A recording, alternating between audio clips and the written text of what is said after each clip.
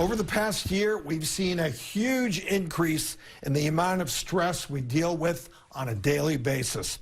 Clinical psychologist Dr. Kathleen Mojas is here to break down a unique stress buster that we can all try out. Welcome to the show, Dr. Mojas.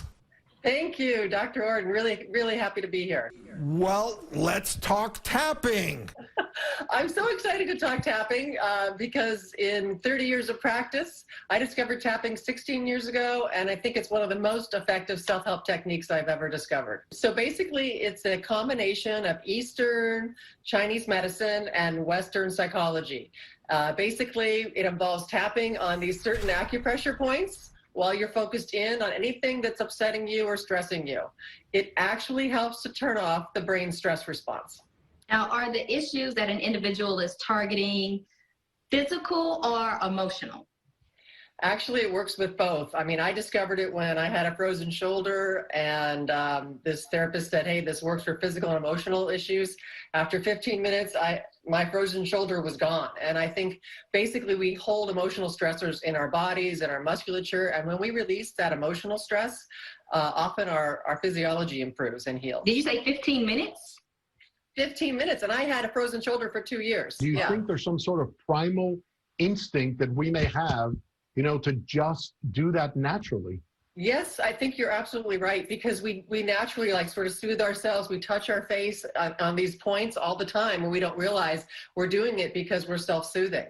And these points are more electrically conductive than other areas of your skin, and that's why they're relaxing. That's why they've been used in acupuncture for thousands of years. So first, you basically have to learn where the tapping points are. And then you focus on the issue that's bothering you. As long as you're tuned into the issue, you can't be thinking about your grocery list or something. You've got to be focused on what you want to heal, what's stressing you. You give it a number between 0 and 10, 0 being not upsetting at all, and 10 being I'm as disturbed as I can imagine. And then you just start tapping. It works best when you work on one issue and make it as specific as possible. My patients, they get the best results when they kind of talk to themselves about the issue. Like, I've had this pain in the neck for a while. It started when my mother-in-law came to visit, you know, things like that.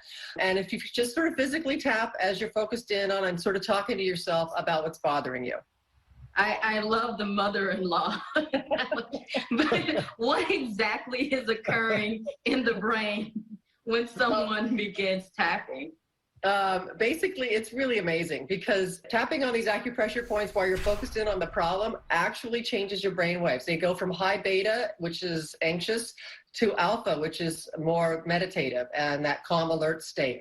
And it just lowers cortisol, it balances serotonin and dopamine. All of this has been tested. There's over 100 studies in 10 different countries. It basically deactivates the amygdala, the part of the brain that's involved in fear and pain. So, Dr. Mojas, what are some of the most essential tapping points that you would suggest? Well, let's all try it together. So as I'm showing you the points, focus in on some kind of tension or something that's bothering you, and give it a number. And then we're just going to do really quickly right here at the beginning of the eye is the first point, okay? And you're just kind of focusing in like, oh, there's pain in my neck. And then you go to the side of the eye, right there at the bone, not the temple, but the bone, okay? Oh, this tension in my neck. And then you want to go under the eye, right on the bone, under the eye. All these issues in my neck, I'm not really even sure what it's about. And then you go under the nose. This pain in the neck. Under the bottom lip, I can hardly move my head, okay? And then you go right to the collarbone, and it's right underneath it. There's a little notch right under the collarbone. That's the next point. And you just focus in on, oh my goodness, I've been so stressed out, and it's all in my neck. And then under the armpits, right about 4 inches, 5 inches under the armpit, directly underneath, release and let it go. Side of the hand, karate chop point.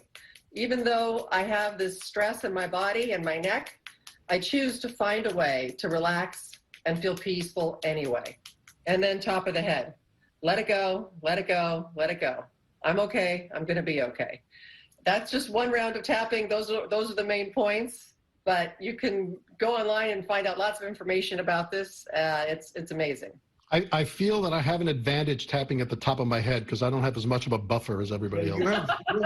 I think what's important, and I started actually doing some meditation during this whole epidemic. So I think when we focus on ourselves a little bit, and just sort of go into this trance state, I think it's a winner. I think it could definitely help.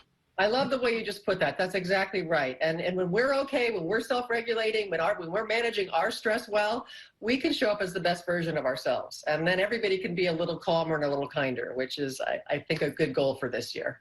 Amen. Dr. Kathleen Mojas, thank you so much for teaching and sharing your tapping tools.